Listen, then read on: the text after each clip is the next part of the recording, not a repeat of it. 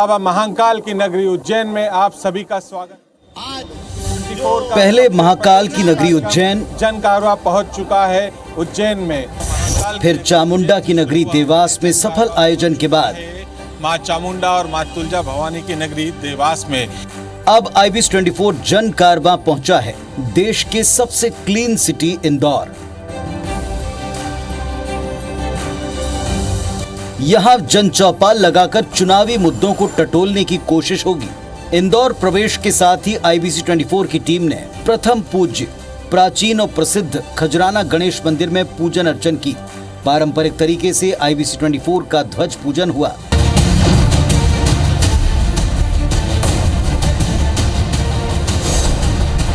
नमस्कार, IBC24 के जन कारवां में आप सभी का स्वागत है। आज हम मौजूद हैं देश के सबसे स्वच्छ शहर इंदौर में, और इंदौर में क्या विकास किया गया है उसको लेकर आज जानने की कोशिश करेंगे। लेकिन सबसे पहले मैं आप सभी से निवेदन करूंगा कि लोकतंत्र को मजबूत बनाने के लिए हम शपथ लेंगे, और आप सभी से निवेदन है कि आप सभी अपने स्थान पर खड़े हो जाएं,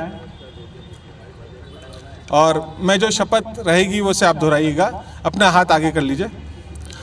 हम भारत के लोग शपथ लेते हैं कि आगामी विधानसभा चुनाव में जाति, वर्ग, क्षेत्र से ऊपर उठकर अपने मतदान का उपयोग करेंगे और योग्य उम्मीदवार का चयन करेंगे। जय हिंद। धन्यवाद आप सभी का। सबसे पहले हम शुरुआत कर लेते हैं। इंदौर चूंकि सबसे क्लीन सिटी है, लगातार बड़े आयोजन यहाँ पर होते रहते हैं, और केवल देश में नहीं बल्कि अब दुनिया में भी प्रख्यात हो चुका है इंदौर एक तरीके से कहा जाए कि बीजेपी का गढ़ भी है। लगातार बीजेपी यहाँ पर काबिज है। बीजेपी के तमाम जिम्मेदार हमारे साथ मौजूद हैं। उन्हीं से जानने की कोशिश करते हैं कि 5 ऐसी कौन सी बड़ी उपलब्धियाँ हैं जो इस शहर को मिली हैं। देखिए, भारतीय जनता पार्टी की सबसे बड़ी उपलब्धि तो ये है कि आज इंदौर विश्व पटल पर अपना नाम कर रहा है। हम स्वच्छता में 1 नंबर पर हैं। इसके अलावा यहाँ अंतर्राष्ट्रीय एयरपोर्ट बना है। हमारा रेलवे स्टेशन का लगातार हमने देखा होगा कि विस्तार चल रहा है, और यहाँ पर कई शहरों से सीधे फ्लाइट मिल रही हैं। उसके कारण आज ट्रेनें मिल रही हैं। उसके कारण इंदौर एक एजुकेशन का बड़ा हब बनकर उभरा है। व्यापारिक केंद्र तो था ही, अब एजुकेशन का भी कोटा के बाद यदि आप सबसे ज़्यादा कहीं स्टूडेंट आ रहे हैं तो वो इंदौर है।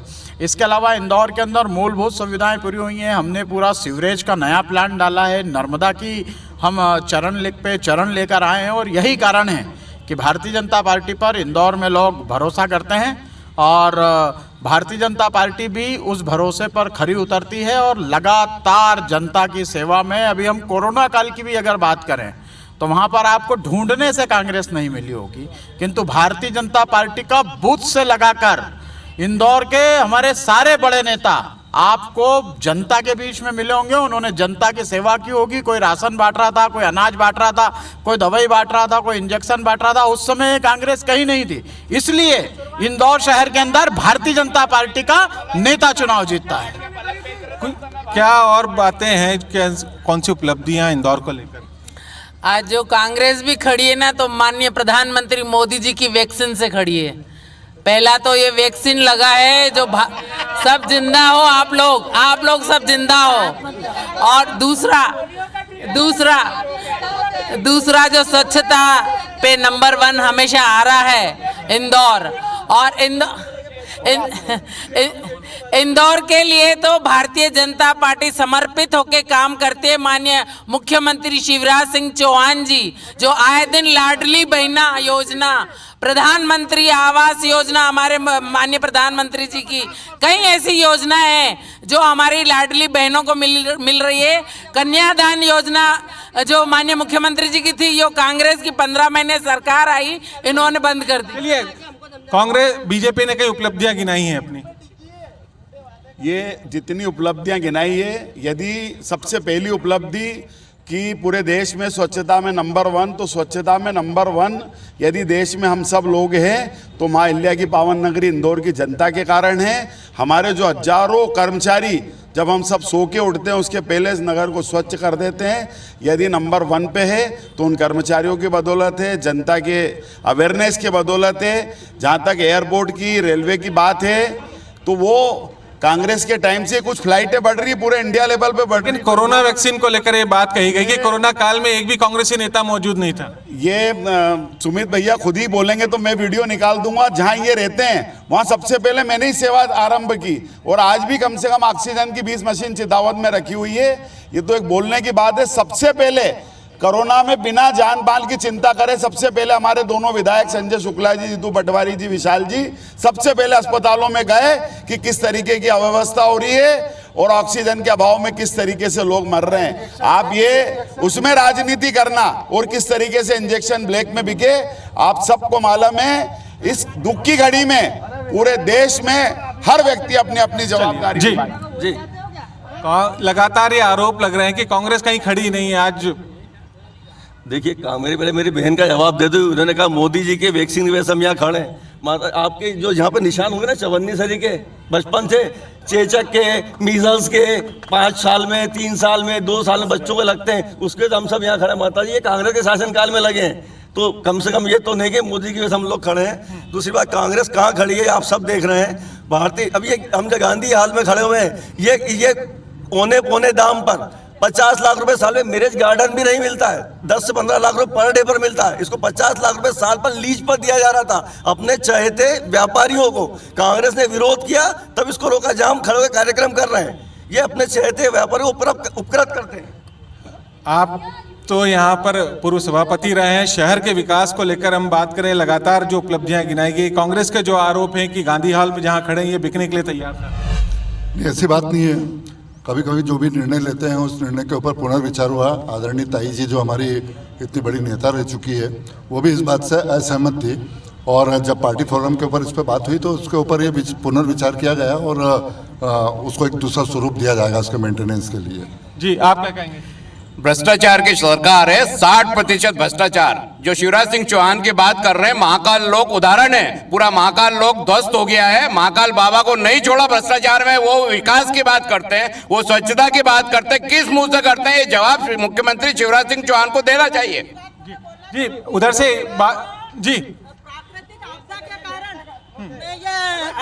प्राकृतिक आपदा के कारण हमारा मंदिर रहा, जिस मंदिर को सालों से हमारे मुगलों के राज में कांग्रेस ने छुड़ा पाई, मोदी जी ने छुड़ाया। ये बात कर रहे हैं आंधी और तूफान की बात को लेकर, जो प्रकृति के कारण सिर्फ और सिर्फ प्रकृति के कारण हुई है और प्रकृति का कहर आप लोगों के कारण है। चलिए,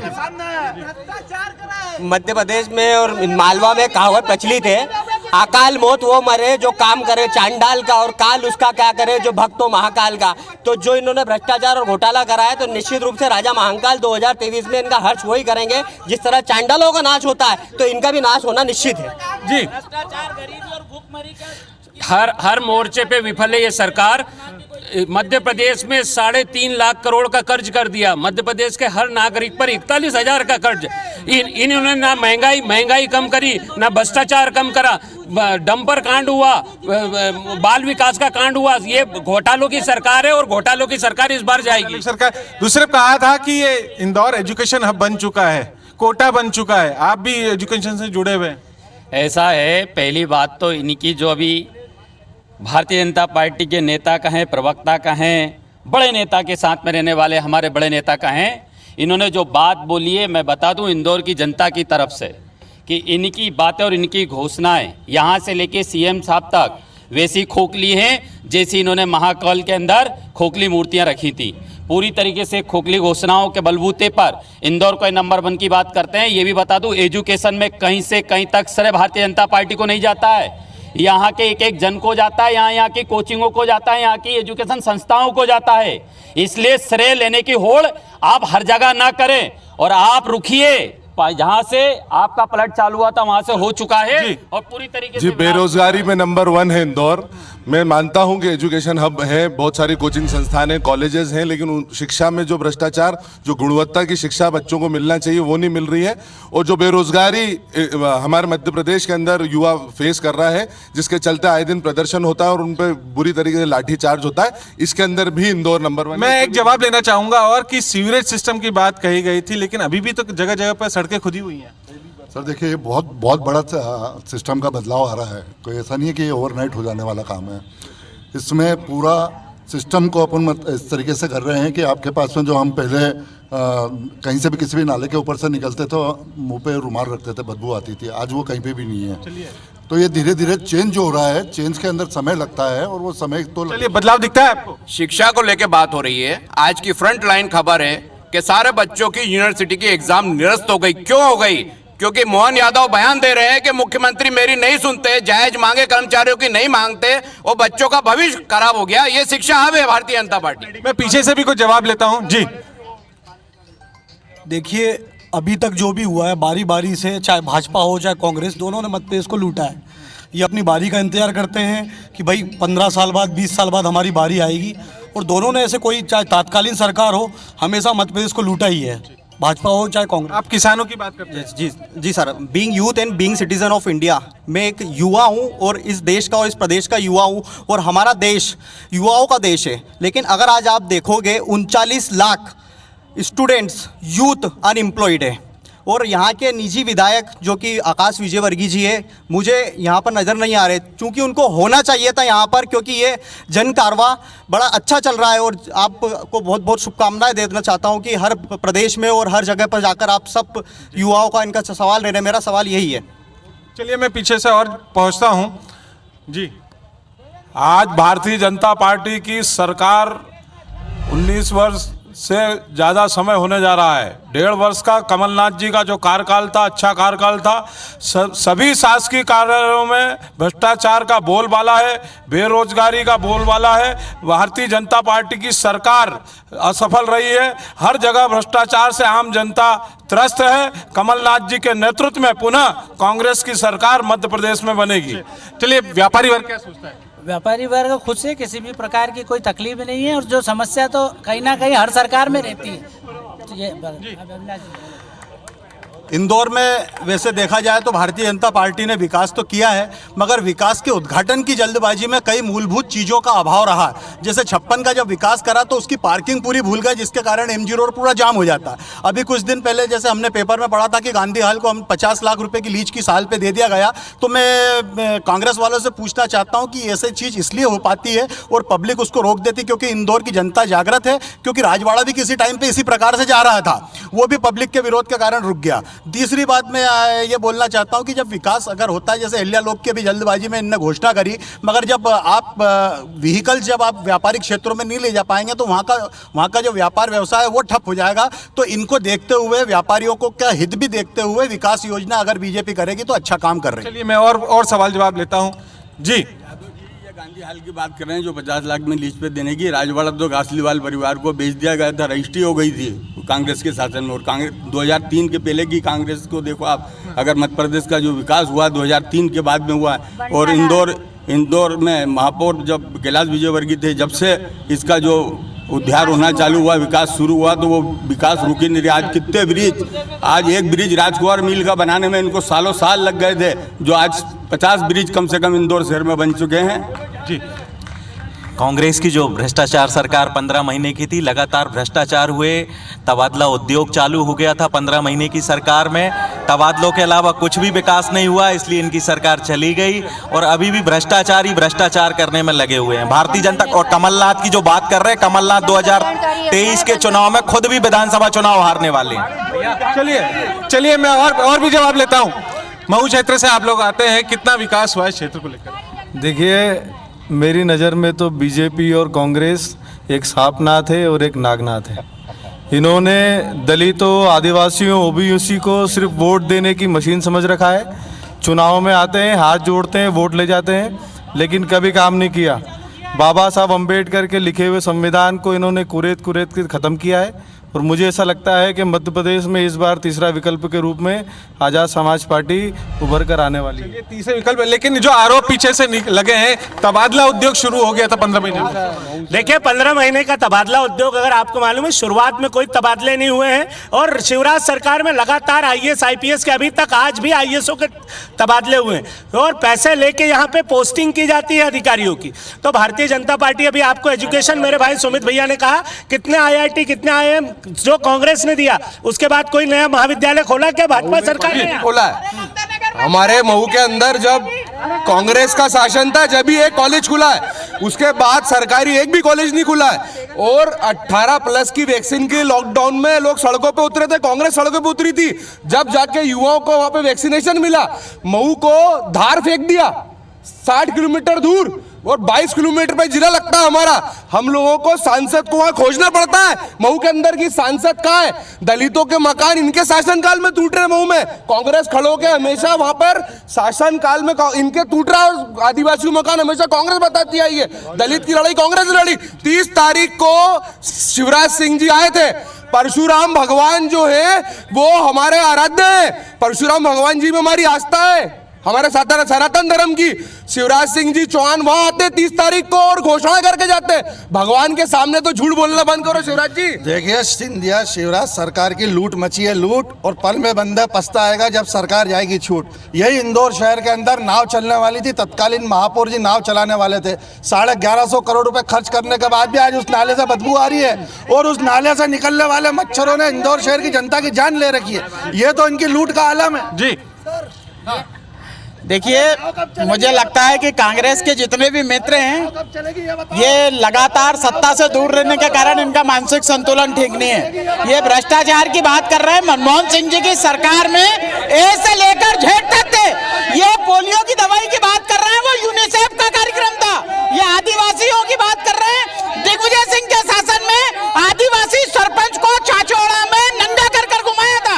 ये कांग्रेस बोलती कुछ है, करती कुछ है। इनके पास ना नेता है ना नीति है। इनसे एक बार जय श्री राम बुलवा लो, इनसे एक बार जय श्री राम बुलवा लो। मैं सिर्फ आपको ये बताना चाहूंगी कि कांग्रेस जय श्री राम बोल, जय। चलिए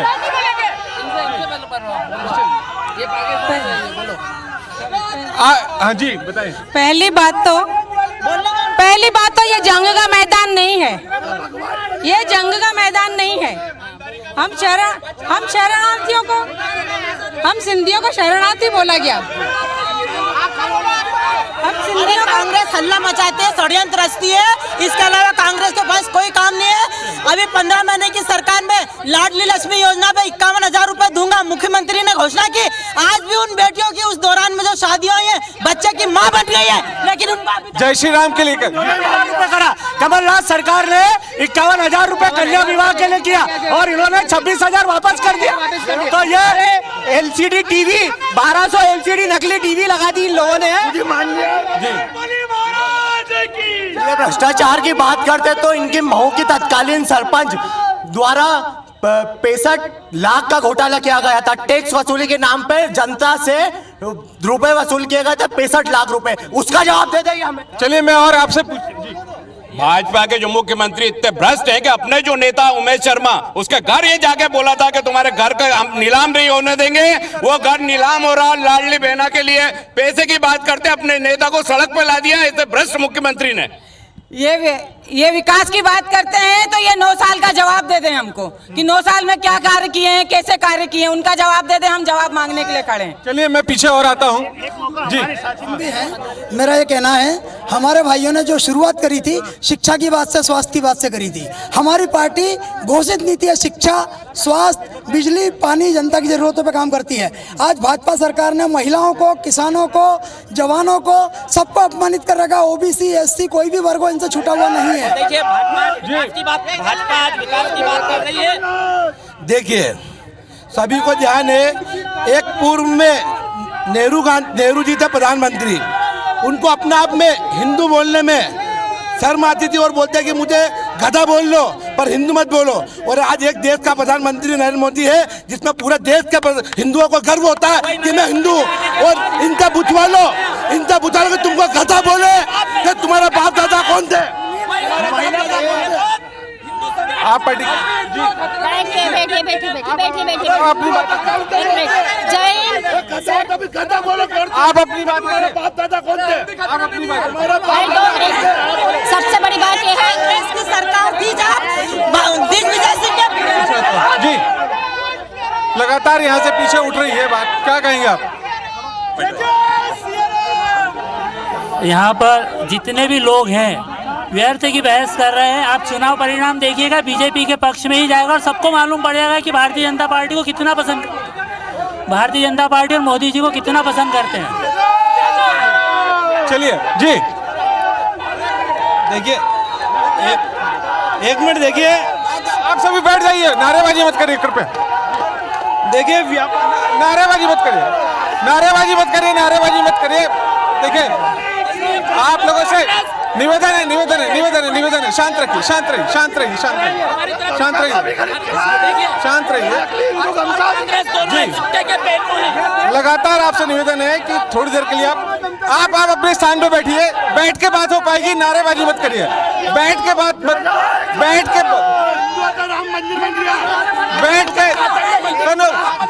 के चर्चा होगी। चलिए फिलहाल वक्त हो चला है एक छोटे से ब्रेक का, ब्रेक के बाद लगातार जारी रहेगी चर्चा। फिलहाल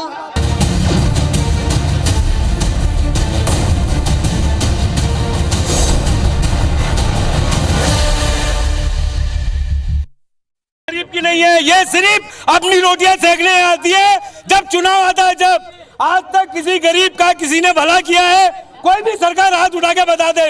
इस देश के अंदर गरीबों की आज स्थिति बहुत खराब है और खराब रहेगी, किसी की भी सरकार आए। चलो एक सबसे बड़ा मुद्दा है, देखो मेरी बात, मेरा ये कहना है, पहले बात को सुन लो भाई। अरे आप अपनी बात रखिए, ऐसे अरे आप अपनी बात रखिए। देखो हम लोग भगवा ऑटो रिक्शा चालक संघ से आए हैं, हमारी 3 मांग थी। एक तो हमारे 2021 तक के ई चालान माफ हो गए, और दूसरी हमारी मांग है जो शहर में ई रिक्शाएं चल रही हैं जो 8-8, 10-10 सवारी से चल रही है। सड़क सबकी है, नियम सबके लिए। जब 4 सवारी ई रिक्शा के लिए फिक्स है तो 8-8 सवारी क्यों चल रही है? ये पहला प्रश्न है, इस मुद्दे का मेरे को सब लोग जवाब दें। दूसरा हमारा सबसे बड़ा प्रश्न है कि भैया जो मोटरसाइकिल अवैध रूप से बगैर परमिट, बगैर परमिशन के जो चल रही है, उसको कौन सी सरकार बंद करवाएगी? पहले तो मेरे को इसका जवाब दे, उसके बाद चिल्ला पुकार करे और सुने लोगों की। चलिए ट्रैफिक एक बड़ा मुद्दा है, ऑटो रिक्शा का एक बड़ा मुद्दा, लेकिन एक सबसे बड़ा मुद्दा है हुक्मचंद मील का। दोनों ही सरकार के नुमाइंदे यहाँ पर मौजूद हैं और उस संघ के यहाँ पर पदाधिकारी मौजूद है। हुक्मचंद मील, कांग्रेस की सरकार भी आई, वर्तमान में बीजेपी की सरकार भी है, आज भी मजदूर की स्थिति क्या है? मजदूर की स्थिति तो सभी को मालूम है। सबने बात करी कि इंदौर स्वच्छता में नंबर 1 है, इंदौर में हवाई जहाज उड़ने लगे हैं, इंदौर में सड़कें बन गई हैं, इंदौर में यह हो गया, इंदौर में वो हो गया है। लेकिन जिन मज़दूरों ने इंदौर को ये पहचान दी है, सबसे बड़ी इंदौर की पहचान थी यहाँ की कपड़ा मिलें। आज वो बंद हो जाने के पश्चात वो अपने हक और अधिकार के लिए 30 वर्षों से लड़ रहे हैं। लेकिन 30 वर्षों में 18 वर्षों से शिवराज सिंह जी की सरकार है। शिवराज सिंह जी ने हर बार ये कहा है कि हम मज़दूरों का भुगतान करेंगे, मज़दूरों का भुगतान करेंगे। यहाँ तक कि भोलेनाथ की कसमें भी उन्होंने खाई कि अब मैं भोलेनाथ की कसम खा के कहता हूँ कि हुक्मचंद मील के मज़दूरों का मैंने निपटारा कर दिया है। कोई माइका लाल नहीं था जो हुक्मचंद मील का मज़दूरों का निपटारा कर सकता था, लेकिन अभी तक कुछ नहीं हुआ है, केवल झूठ के अलावा।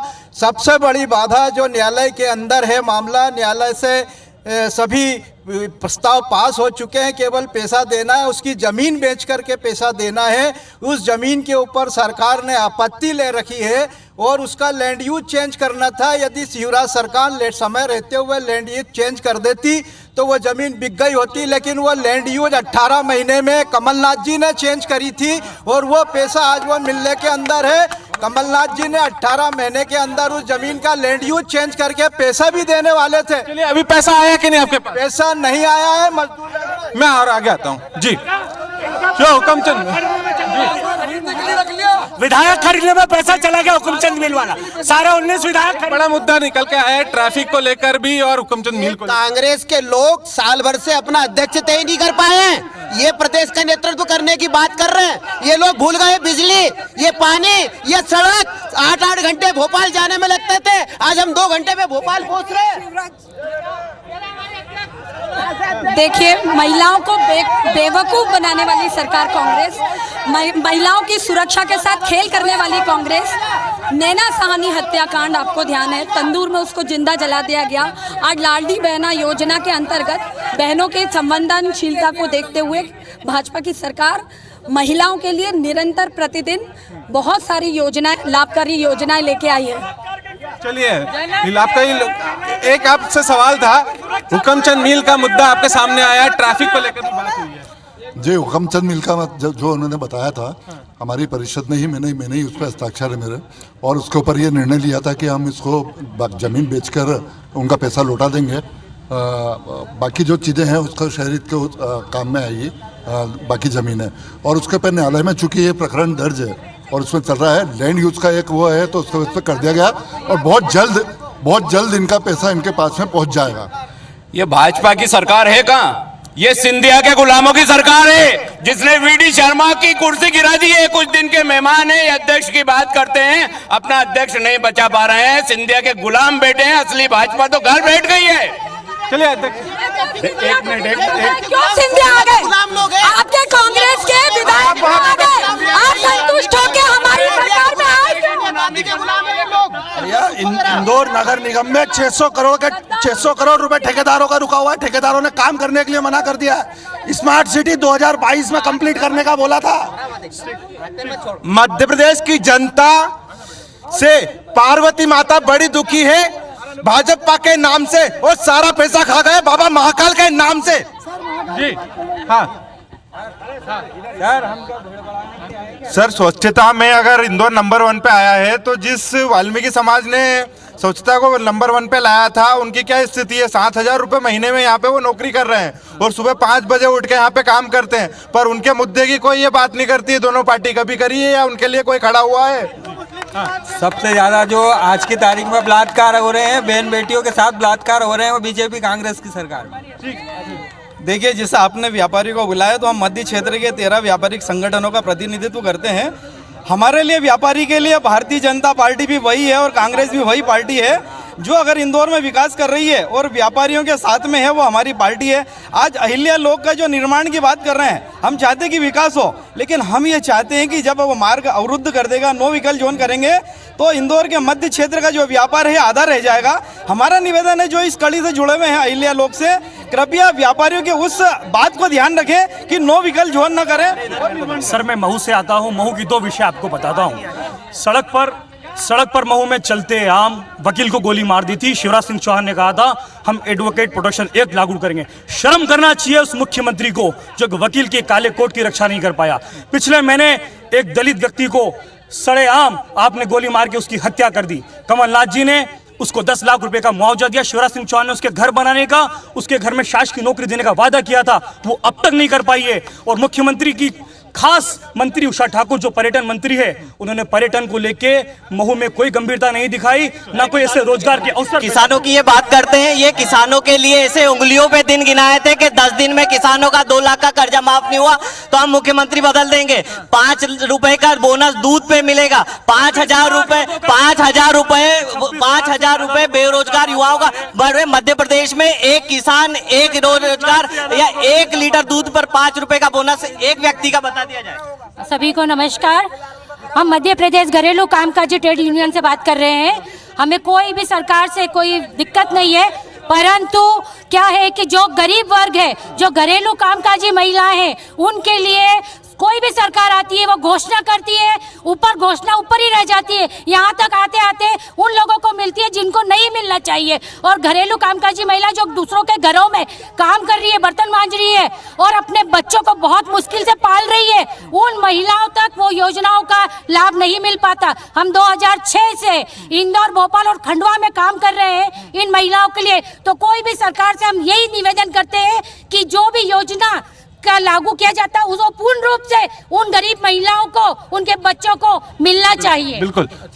एक चीज मैं कहना चाहता हूँ, इस मध्य प्रदेश में 92% ST, SC, OBC और अल्पसंख्यक समाज रहता है, लेकिन जहाँ इस देश में OBC को अधिकार देने की बात आती है, मंडल कमीशन आयोग की लागू करने की बात आती है, तो शिवराज सिंह चौहान की बारी हो या कांग्रेस हो, बीजेपी हो, केंद्र में हो, राज्य में हो, वो लोग एक नया आयोग ला करके लागू कर देते हैं, लेकिन मंडल कमीशन आयोग लागू नहीं करते हैं। ST, SC की बात अभी तक कोई नहीं कर रहा था शुरू से, लेकिन जब भीम आर्मी ने बात रखी कि भाई ST, SC, OBC अल्पसंख्यक समाज की भी बात की जाए, तब जाकर के यहाँ कुछ लोगों ने उस पर बात करना शुरू कर। एक सेकंड बात खत्म हो जाए। सन 2018 में मुद्दे पे आकर, हाँ मुद्दे पे, सन 2018 में 2 अप्रैल को एट्रोसिटी एक्ट जो है वो खत्म किया गया, एक आंदोलन हुआ, ठीक है। भारत में बीजेपी की सरकार थी, मध्य प्रदेश में बीजेपी की सरकार थी। अब मैं बोल रहा हूं कि मैंने शुरू में ही कहा था कि एक सांपनाथ है और एक नागनाथ है। एक सेकंड खत्म हो रहा है। एक सांपनाथ है, एक नागनाथ है। एक ने एट्रोसिटी एक्ट खत्म किया, एक ने उसमें ये कहा कि हमको सरकार बनानी है, दलितों के हम एट्रोसिटी एक्ट में जितने भी मामले दर्ज हुए हैं उनको वापस ले लेंगे, लेकिन सरकार के 15 महीने से ज्यादा हो गए लेकिन वापस नहीं लिए। तो दोनों मेरी नजर में सांपनाथ और नागनाथ है। चलिए, हो गई बात। अब मैं सबसे पहले आता हूँ इधर जी। महाकाल के भ्रष्टाचार का जिम्मेदार कौन है, इस नाम को उजागर क्यों लेते हैं जी? देखिए, जितने भी लोग हैं कांग्रेस के, ये वो लोग हैं जो इस देश की आत्मा को नकार देते हैं। इन्होंने देश की सर्वोच्च अदालत में ये हलफनामा दिया कि राम पैदा नहीं हुए, राम सेतु बना नहीं। मेरी बात सुनिए, राम सेतु बना नहीं, मुद्दा शहर अयोध्या का विकास करना नहीं चाहते। ये गांधी की आत्मा नहीं है, गोडसे की आत्मा है, गोडसे की आत्मा है, और गोडसे की आत्मा देश का शहर के मुद्दे पर चलिए, सबसे बड़ा मुद्दा है मुख्यमंत्री लाडली बहना योजना। देखिए, देश में और लाडली बहना योजना को के लिए चिंता करिए तो हमारे भारतीय जनता पार्टी के मुख्यमंत्री ने और देश के प्रधानमंत्री ने महिलाओं का साथ, महिलाओं को सशक्त करने का अगर संकल्प लिया है तो सिर्फ और सिर्फ भारतीय जनता पार्टी करती है। अभी आप देखिए, राष्ट्रपति द्रौपदी मुर्मू को जब बनाया तो इन लोगों ने किस तरह के शब्द, इनके पास एक भी महिला नहीं है। हमारी नगर अध्यक्ष ने अब मुकाबला हमारे बजरंग बली के भक्त कमलनाथ जी से। अब बजरंग बली ही प्रदेश में कांग्रेस की सरकार लाएंगे। जय वल्लभ महाराज। मुद्दे पे आइए, मुद्दे पे बात करते हैं। जो मुद्दे की बातें हैं आप उस पर नहीं जा रहे हैं। जय श्री राम के नाम मैं पीछे से जवाब लेता हूँ। लगातार जो बातें निकल कर सामने आई है, मिल बंद हुए किसके शासन में हुए? कांग्रेस के शासन में मिल बंद हुए हैं। सारे मिल को जो हुए, ये हुकमचंद मिल की बात कर रहे हैं। हुकमचंद मिल का पैसा हाउसिंग बोर्ड ने हल्फनामा दिया है। पटवा सरकार के राज में बंद हुई है। पटवा सरकार के राज। चलिए हर्ष आप बताइए। पटवा सरकार, जितने भी यहाँ लोग बैठे हुए हैं, उन सबसे बस एक सवाल है कि 20 साल पहले जब भाजपा की सरकार नहीं थी तब मध्य प्रदेश बीमारू राज्य था या नहीं था?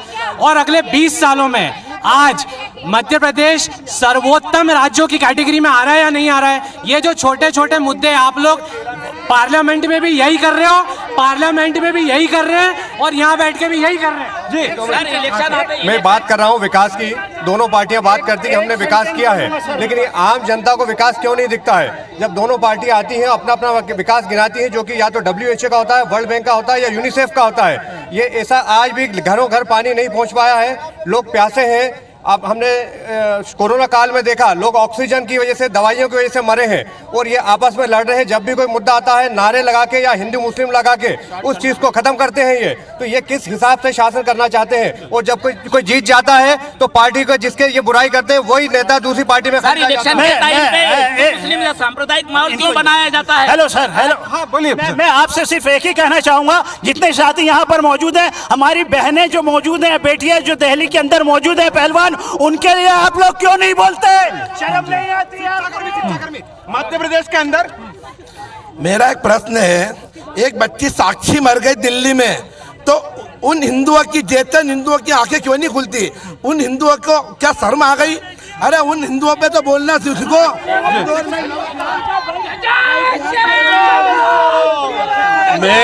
नारे मत लगाइए, कृपया नारे मत लगाइए। मैं कांग्रेस भाइयों से सिर्फ इतना पूछना चाहूंगा, सबसे पहले तो भारत के प्रधानमंत्री का चेहरा तो लाओ। कांग्रेसी अपना प्रधानमंत्री का चेहरा तक नहीं है इनके पास। क्या मोदी जी से लड़ेंगे ये? विकास की बात कर रहे हैं, यहाँ पर सारी बात विकास की हुई है, पर एक भी बात हो रही। मैं कहना चाहूंगा, जब मनमोहन सिंह जी की सरकार थी, जब नरेंद्र मोदी ने जो है बाबा रामदेव और अन्ना हजारे से भारतीय कांग्रेस के खिलाफ आंदोलन, अब जो है नरेंद्र मोदी जी महंगाई, बेरोजगारी, भ्रष्टाचार पे बात क्यों नहीं कर रहे हैं? बाबा रामदेव से और अन्ना हजारे से आंदोलन क्यों नहीं करवा रहे हैं? ये बीजेपी वाले बैठे हैं, इनसे पूछ लीजिए। और मैं ये बताना चाहूंगा चैनल के माध्यम से, ये अभी फिलहाल में बीजेपी की सरकार नहीं है, ये घोषणा वीर की सरकार है। और बीजेपी वाले खुद बैठे, इनसे पूछिए उनके नेतृत्व में ये सरकार बनना है। नारी का ये झूठ और छल कपट से एक महिला के घर जाते हैं और उससे भगवान का वैराम करते हैं। बस एसोसिएशन के पदाधिकारी भी हैं, बस एसोसिएशन भी है, क्या कहेंगे ट्रैफिक को लेकर, बस को लेकर क्या मुद्दा है? देखिए, इंदौर पहली बात कृपया सुने तो मैं बोलूँ नहीं, वरना मुझे चुपचाप बैठा अच्छा है। इंदौर महानगर बन रहा है, परंतु यातायात के मामले में ना तो प्रशासन कोई ध्यान दे रहा है। हाँ येगा कि इस युग में पुलिस वालों की चांदी हो रही है, ट्रैफिक अस्त व्यस्त हो रहा है और पुलिस वाले मस्त हो रहे हैं, चाहे जिसकी गाड़ी रोक लेते हैं और झूठा चारण बन का पेश उगाते रहते हैं। सर, भाजपा के पास कोई मुद्दा नहीं है बात करने का, इसलिए चिल्ला चोट कर रहे हैं। बात करनी तो शिक्षा की बात करो, रोजगार की बात करो, महंगाई की बात करो, और जो बेटियां दिल्ली में धरना दे रही है उनकी बात करो। आज आपने देखा है कि महाकाल लोग किस तरह से टूटा है। 20 किलोमीटर रफ्तार की अगर रफ्तार से भी अगर हवा चलती है, 20 लाख का घर नहीं गिरा, लेकिन 853 करोड़ की मूर्तियां जरूर गिर गई। बजरंग बली के सोटे से कर्नाटक से बाहर हुए हैं, कमलनाथ जी के सोटे से मध्य प्रदेश से बाहर होना। ऐसा है, आज ही मैंने बयान पढ़ा एक मंत्री का कि सरकार सुन नहीं रही है, सरकार के अधिकारी नहीं सुन। कर्नाटक में 40% की सरकार थी फिरौती की, अब ये 50% डाली जाएगी। आनंद राय जी बताएं। हाँ जी बताएं। दोनों ही पार्टी को हम लगातार सुन रहे थे, एक का आरोप ये है कि विकास नहीं हो, दूसरे का कहना है कि भ्रष्टाचार है बहुत। नहीं, भ्रष्टाचार तो है ही है, और सिस्टम में भ्रष्टाचार को जिस तरीके से आप बताइए, लोकायुक्त सिर्फ पटवारी को पकड़ती है, आज तक कभी किसी IAS IPS को आपने पकड़ते देखा है क्या? इस शहर में सबसे ज्यादा भ्रष्टाचार और सबसे ज्यादा प्लॉट किसके हैं? ब्यूरोक्रेट्स के हैं, है ना। आप 140 नंबर स्कीम चले जाइए, 15-20 साल हो गया, कॉलोनी कटे, 90% प्लॉट खाली पड़े हैं अभी। मतलब ये लास्ट कमेंट है, क्लोज कर रहे हैं। देखिए, भारतीय जनता पार्टी ने गोद भराई से लेकर गया जी तक की योजनाएं बनाई है, और यही कारण है कि गरीबों की सरकार भारतीय फिलहाल अब मुझे दीजिए इजाजत, कल फिर से हमारा जनकारुआ पहुंचेगा छत्तीसगढ़ के सूरजपुर पे, तब तक के लिए हमें दीजिए इजाजत।